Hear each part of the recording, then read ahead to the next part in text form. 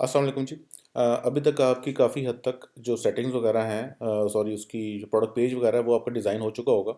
उसके लिए जो चीज़ें जो प्री रिक्विजिट्स हैं वो सारे आपने देख लिए होंगे। तो आज हम थोड़ा इंपॉर्टेंट इंपॉर्टेंट सेटिंग्स देख लेते हैं जो हमारे काम की हैं। तो फर्स्ट ऑफ ऑल अपने जो सेटिंग्स में आ जाए ना, स्टोर डिटेल्स के अंदर आपने बेसिक इन्फॉर्मेशन वगैरह देख ली, एड्रेस एंटर कर लिया आपने। अब यहाँ पे इंपॉर्टेंट चीज़ ये है कि जो जो ईमेल है यहाँ पे अपने फ़ोन नंबर ऐड करना है। ठीक है जी। अच्छा, ये जो सेंडर ईमेल है ये अपने प्रोफेशनल किस्म की रखनी है। ठीक है, ये नहीं रखना कि जैसे जेवीएम एंटरप्राइज 1225 है। आपने यहाँ पर चेंज कर सकते हैं। आप जैसे यहाँ पे आप रख लो सपोर्ट, ठीक है, @jvmenterprise.com। ये आपका ईमेल आपने अपने जो आपका पेज है, प्रोडक्ट पेज, उसके ऊपर ये नज़र आना चाहिए। ठीक है, प्रोफेशनल किस्म का, ऑफिशियल सा लगे। अगर आपका सिंपल नॉर्मल सा जीमेल है तो वो इतना ज़्यादा जो है ना क्रेडिबिलिटी इंक्रीज नहीं करता।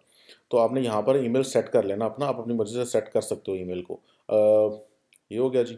अच्छा, बाकी स्टोर की जो करेंसी है, कुछ स्टूडेंट्स कह रहे थे कि हमारी करेंसी जो है डिफरेंट आ रही है। तो आप यहाँ पर लिखा हुआ भी है ना कि to change your store currency contact Shopify support. ठीक है जी। शॉपिफाई की सपोर्ट से बात करना सीखें। ठीक है, जो जो भी आप चीज़ यूज़ कर रहे हैं, फॉर एग्जांपल अगर वीपीएस यूज़ कर रहे हैं तो उनकी सपोर्ट से बात करें।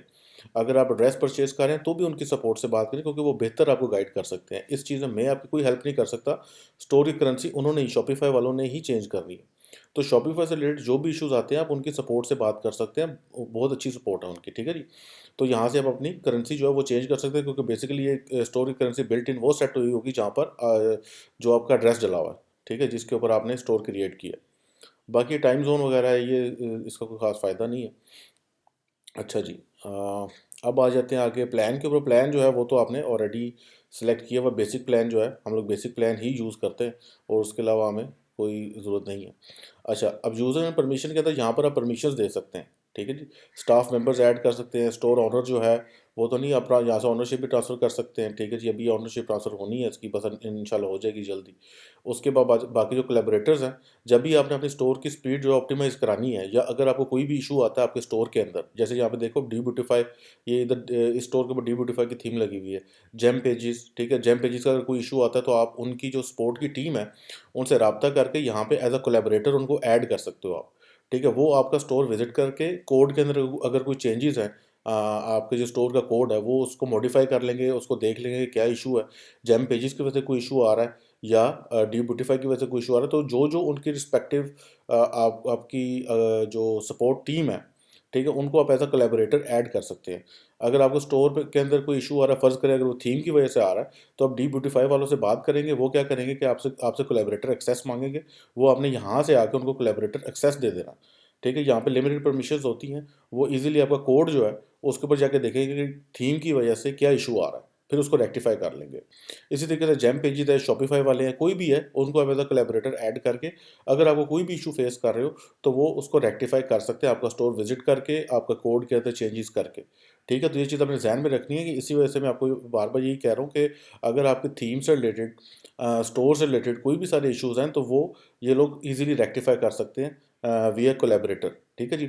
इसके अलावा यहाँ पर आप ने अगर अपना स्टोर की स्पीड को ऑप्टिमाइज़ कराना है, ठीक है जी, अगर आपने स्टोर की स्पीड को ऑप्टिमाइज़ करना है तो भी आप जो फाइवर से अगर कोई बंदा हायर करेंगे तो उसको एज अ कोलैबोरेटर ऐड कर देंगे। वो आपकी स्टोर की स्पीड को ऑप्टिमाइज़ करेगा। जैसे मैंने आपको पहले बताया था, अगर आपकी स्टोर की स्पीड कम आ रही है, ठीक है, तो उसको भी एज अ कोलैबोरेटर ही आपने ऐड करना है। बाकी आपको ज़रूरत नहीं है एक्स्ट्रा परमिशंस देने की, जस्ट एज अ कोलैबोरेटर ही ऐड करना है। उसके बाद पेमेंट्स और उन सारी चीज़ों की इजाज़त नहीं होगी। तो वो सारी चीज़ें आप यूज़र्स एंड परमिशंस में देख सकते हो। पेमेंट्स के अंदर ये अब इंपॉर्टेंट सेक्शन है जी। यहाँ पर आपने अपने पेमेंट गेटवेज़ ऐड करने हैं। मेरा शॉपिफाई पेमेंट्स लगा हुआ है, तो यहाँ पर आपने इधर आप आके ऐड अ पेमेंट मेथड में जाके, तो बहुत ईज़ी है। ठीक है, लेकिन यहाँ पे एक बहुत इंपॉर्टेंट चीज़ आपने ध्यान में रखनी है कि जब भी आप स्ट्राइप और पेपॉल को यहाँ पर अटैच करेंगे, जैसे आप देखिए यहाँ पे पेपॉल लगा हुआ है, ठीक है जी, और यहाँ पर आप आपका स्ट्राइप या टू चेकआउट जो है उसका गेटवे लग जाएगा। तो आपने वीपीएस ही यूज़ करना है। ठीक है, क्योंकि होगा ही, इनको ऐड करना बहुत आसान है। सिंपल बस क्लिक्स आपने करनी है, आपका वो पेपॉल ओपन हो जाएगा, स्ट्राइप ओपन हो जाएगा, वहाँ से ये इंटीग्रेट हो जाएगा। इसमें कोई इतना खास मसला नहीं है। बट ये आपका वॉलेट ओपन कर देगा। ठीक है, फॉर एग्जांपल पेपॉल आप अटैच कर रहे हो ना, तो पेपॉल को ओपन कर देगा। तो अगर आप पाकिस्तानी आईपी के थ्रू अगर आपने शॉपिफाई लॉगिन किया हुआ है तो वो स्ट्रेट अवे आपका पेपॉल बैन हो जाएगा, सीधा सीधा। स्ट्राइप भी। ठीक है, तो ये आपने जब पेमेंट गेटवेज अटैच करने हैं सिर्फ, तब आपने इसको वीपीएस के ऊपर ओपन कर लेना। ये चीज़ आपने जहन में रखनी है। ठीक है जी। अब चेकआउट का जो पेज है उसकी सेटिंग्स वगैरह देख लेते हैं। सेम डिटो आपने यही सेटिंग रखनी है। ठीक है, कस्टमर अकाउंट्स अकाउंट्स और ऑप्शनल ये आप देख लें, ठीक है। यही सेम हमने यही सेटिंग्स रखनी है, ठीक है। फ़ोन नंबर और email, show link to download, full name, customer कह रहे हैं कि कस्टमर इन्फॉर्मेशन में क्या क्या चीज़ें चाहिए, हम कह रहे हैं जो ओनली रिक्वायर्ड लास्ट नेम, ठीक है। चेकआउट फॉर्म को जितना सिंपल रखना उतना ही अच्छा है, ताकि कस्टमर को कम से कम मेहनत करनी पड़े उसके ऊपर, ये ना हो कि वो वहाँ से भाग ना जाए कि भाई इतना लंबा चेकआउट फॉर्म है, ठीक है। तो ये आपने सिंपल रखना है। कंपनी नेम डोंट इंक्लूड, ठीक है। एड्रेस लाइन डोंट इंक्लूड, ये सारी चीज़ें आप देख रहे हो कि बहुत सिंपल सा हमने चेकआउट फॉर्म रखा हुआ है, ठीक है। अब यहाँ पे ये एक इम्पॉर्टेंट है, टिपिंग ऑप्शन, ये आपने लाजमी ऐड करनी है। अक्सर कस्टमर जो है वो टिप भी कर जाते हैं, वो मुफ्त का पैसा होता है, ठीक है, बिल्कुल मुफ्त का पैसा होता है। तो यहाँ पर आपने show tipping option at checkout, जहाँ पर टिपिंग का ऑप्शन उसको चेकआउट पर नजर आएगा।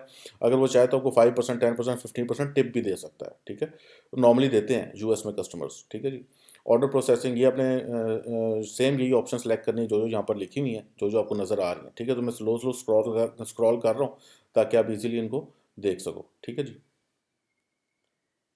अच्छा अच्छा, ये वाला जो कोड है ना, ये आपने ऐड नहीं करना, ठीक है। ये लकी ऑरेंज एक ऐप में यूज़ कर रहा हूँ तो उसका स्क्रिप्ट है, इसको आपको ऐड करने की ज़रूरत नहीं है। बाकी सेम टू सेम ये वाली सेटिंग्स आपने रख लेनी है, जो आपको इधर नज़र आ रही है चेकआउट की, ठीक है जी। टिपिंग लाजमी ऑन करनी है, क्योंकि अक्सर कस्टमर जो हैं वो टिप दे जाते हैं आपको।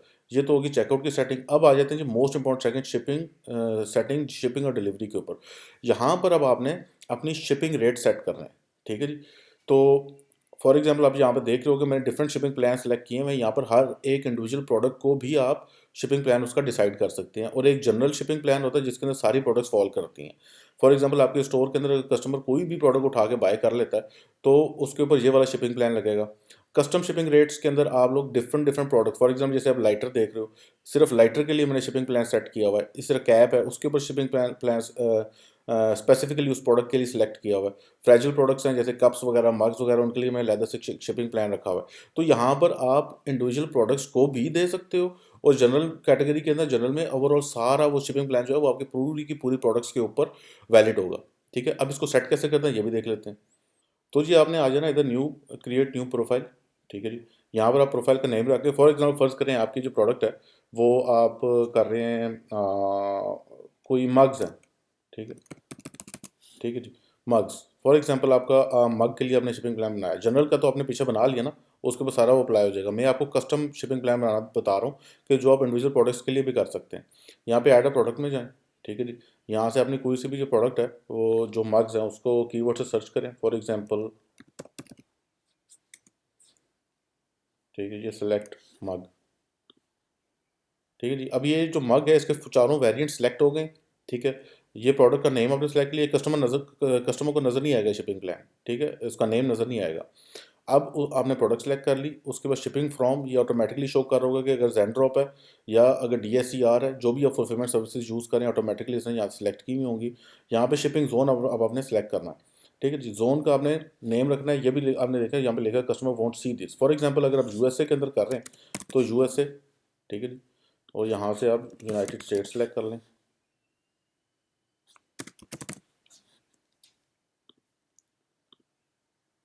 ठीक है। अब ये यूनाइटेड स्टेट्स के लिए हम शिपिंग प्लान सेट कर रहे हैं। यहाँ पे ऐड रेट पर आ जाएं जी, ठीक है जी। अब यहाँ पे अपना रेट आपने डिसाइड करना। अच्छा, अब यहाँ पर आपने नाम सेलेक्ट करना। फॉर एग्जांपल अगर आप फ्री शिपिंग दे रहे हैं तो आपने क्या करना, फ्री शिपिंग, ठीक है जी। और जो प्राइस है उसकी ज़ीरो ही शो करनी है और डन कर देना, ठीक है। अब यहाँ पे इसका क्या मतलब हुआ कि USA के अंदर आप फ्री शिपिंग दे रहे हैं, ठीक है जी। अगर अब आपने फ़र्ज़ करें शिपिंग चार्ज करनी है, ठीक है, इसको डिलीट कर देते हैं।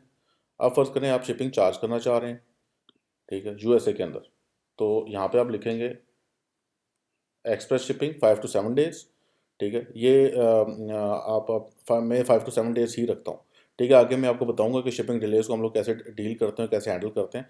तो आपने 5 to 7 डेज़ या 5 to 10 डेज़ ही रखना है, ठीक है। अच्छा, यहाँ पे आपने अपनी जो भी आपकी वो बन रही है शिपिंग, फॉर एग्जांपल आप चार्ज करना चाह रहे हो $15, ठीक है, तो आप $15 रख दो, डन, ठीक है जी। अब क्या होगा कि कस्टमर, मैं आपको फिर से दिखा देता हूँ, अब आपसे $15 की शिपिंग आप उसे चार्ज कर रहे हो, ठीक है। कस्टमर जब चेकआउट पर आएगा तो वहाँ पर उसको शिपिंग चार्ज हो रही होगी $15 की, ठीक है जी। अच्छा, अब इसके अंदर अगर आप फ़र्ज़ करो कि आप कहते हो कि एक और, तो यहाँ पर आप कंडीशंस भी ऐड कर सकते हो, ठीक है, इसको रिमूव करते हैं। और यहाँ पे कंडीशंस भी ऐड कर सकते हो, for example based on item weight, कि अगर आइटम का वेट 1 to 2 पाउंड है तो इतने डॉलर चार्ज करो, ठीक है, 2 to 4 पाउंड है तो इतने डॉलर चार्ज करो। वो आप डिफरेंट आइटम वेट के लिहाज से भी शिपिंग चार्ज कर सकते हो, ऑर्डर प्राइस के लिहाज से भी आप चार्ज कर सकते हो। फॉर एग्जाम्पल कि अगर कस्टमर ने ऑर्डर प्लेस किया है, ठीक है, और अगर आप कहते हो कि 1 to 10 डॉलर्स तक, ठीक है, अगर उसका ऑर्डर की वैल्यू 1 to 10 डॉलर्स है तो मैं चार्ज करूँगा $10, ठीक है, इसको आप डन कर दो, ठीक है। इसी तरीके से फिर आपने नया ऐड रेट किया और आप कहते हो कि 10 to 20 डॉलर्स, अगर उसका 10 to 20 डॉलर्स तक है, ठीक है, 11 कर लो आप यहाँ, ठीक है, 11 to 20 डॉलर्स तक है तो उसकी जो प्राइस है 11 to 20 डॉलर्स की अगर प्राइस है तो मैं उससे $20 चार्ज करूँगा शिपिंग का, ठीक है। तो इस तरीके से आप बेस्ड ऑन ऑर्डर प्राइस के ऊपर भी शिपिंग प्लान जो है सिलेक्ट कर सकते हो, ठीक है। इसी तरीके से हम लोग सिलेक्ट कर लेते हैं कि अगर हमने फॉर एग्जांपल अगर कस्टमर सिर्फ एक आइटम बाय कर रहा है, ठीक है, अगर एक आइटम बाय कर रहा है तो हम उससे शिपिंग चार्ज करते हैं।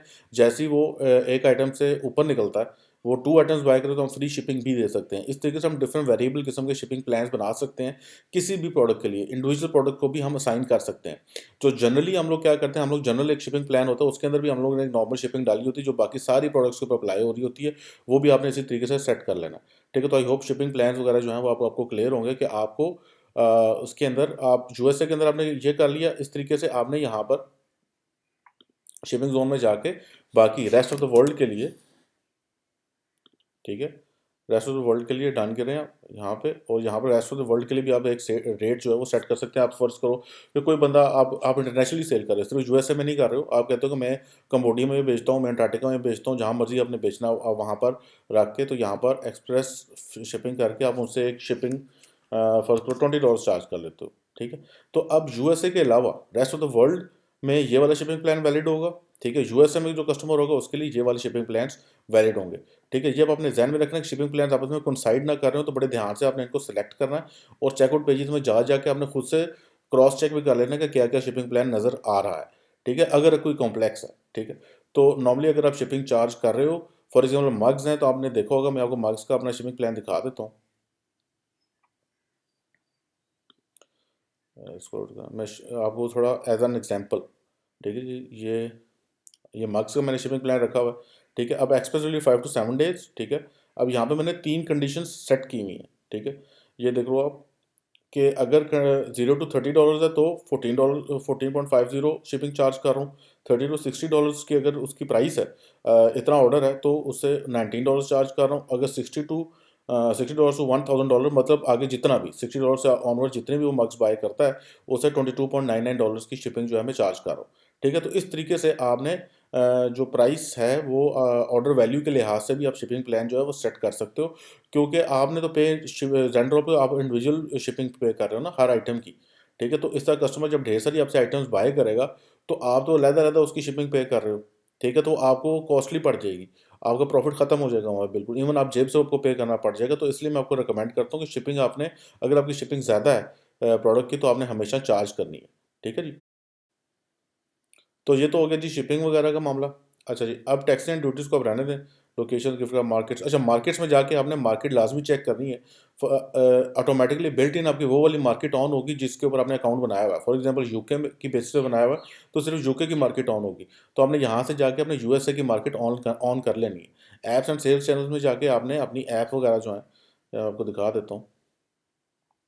यहाँ पर आपकी सारी ऐप्स शो हो रही होंगी, यहाँ से आप उनको ऐड और रिमूव कर सकते हैं, ठीक है। अभी ऐप्स वगैरह को भी डिस्कस करते हैं हम लोग, कौन कौन सी ऐप्स वगैरह जो हैं वो यूज़ करते हैं। बेसिकली मैं ये वाली सारी ऐप्स जो है यूज़ कर रहा हूँ, ये वाली इतनी मैं ख़ास यूज़ नहीं कर रहा, ठीक है। इसको मैं अभी डिलीट कर देता हूँ। अच्छा, बाकी ऐप्स जो है आपने सिर्फ वो रखनी है जो कि आपके काम की हैं, ठीक है, ध्यान में रखना। आपने स्टोर को ओवरलोड नहीं करना, ठीक है। जो इंतहाई काम की ऐप्स हैं सिर्फ उनको यूज़ करना है, बाकी जो आप यूज़ नहीं कर रहे उनको आपने डिलीट कर देना है, ठीक है, क्योंकि इस तरह स्टोर की स्पीड कम होती है। डोमेन्स में आ जाएँ जी, डोमेन्स के अंदर आप आके तो अपनी यहाँ से कस्टम डोमेन भी बाय कर सकते हैं, ठीक है जी। बाय न्यू डोमेन में जाएँगे, वहाँ से अपने जो भी डोमेन आप चाहते हो, आप वो डोमेन एंटर करके फॉर एग्जांपल यहाँ से सर्च कर लो आप, ठीक है, जो भी आपको डोमेन मिलती है अगर वो उसको यहाँ पे अवेलेबल है, आप उसको बाय कर सकते हो। वो $14 I think per year charge करता है शॉपिफाई, और आपको ईमेल भी प्रोवाइड कर देता है। जो हमने स्टोर डिटेल्स के अंदर देखा था ना, वो आपको ईमेल भी प्रोवाइड कर देता है। तो यहाँ से आपने अपनी डोमेन परचेज कर लेनी है। $14 पर आई थिंक पर ईयर जो है वो उसको चार्ज करते हैं, जैसे मैंने यहाँ पे बाई की हुई है। नहीं तो मेरी बिल्ट इन डोमेन ये वाली शो हो रही है, JVM Enterprises LLC.myshopify.com। ये प्रोफेशनल नहीं लगता, ठीक है जी। कोई भी कस्टमर आपके स्टोर पे आ रहा है, उसको myshopify.com लिखा हो तो वो अच्छा नहीं लगता। तो इसलिए आपने अपनी डोमेन जहाँ से परचेज कर लेनी है, वो ज़्यादा प्रोफेशनल लगता है, ठीक है। और उसके साथ आपको डोमेन के साथ आपको ईमेल भी मिल जाती है। स्टोर डिटेल्स आप जाके देख सकते हो यहाँ से, इधर से जहाँ से आपको ईमेल भी मिल जाती है, वो आप ऑटोमेटिकली उसको सेट कर सकते हो जब डोमेन परचेज कर लोगे। तो डोमेन आपने परचेज कर लेनी है, मैं आपको यही रिकमेंड करूँगा। इसके साथ आपने नहीं जाना जो आपको built in Shopify domain provide कर रहा होता है। बाकी इतना खास कुछ भी नहीं है, ठीक है जी। ये पॉलिसीज़ वगैरह बाकी सारी चीज़ें हमने डिस्कस कर ली हैं, लेकिन ये सारी जो मेन इंपॉर्टेंट सेटिंग्स थी वो सारी मैंने आपको बता दी, तो आई होप उनके अंदर आपको कोई इशू नहीं होगा। इसमें सबसे इंपॉर्टेंट जो शिपिंग एंड डिलीवरी था और चेकआउट का पेज था, ये दोनों पेजेस उस पेमेंट्स ऑब्वियसली था ही, क्योंकि यहाँ से आपने पेमेंट गेटवेज वगैरह सेलेक्ट करने हैं, ठीक है जी। तो वो बहुत ईजी है, सिंपली स्ट्रेट अवे आपने उधर जाना है और वो आपको वहाँ पर पेपॉल ओपन कर देगा और ऑटोमेटिकली इंटीग्रेट कर देगा, ठीक है। इसमें कोई इतनी रॉकेट साइंस है नहीं है, ठीक है जी। तो बाकी आई होप ये सारी चीज़ें आपको क्लियर हो चुकी होंगी, स्टोर की सेटिंग्स की जो जो हम यूज़ कर रहे हैं। तो इंशाल्लाह जी मिलते हैं नेक्स्ट सेशन में। अल्लाह हाफ़िज़।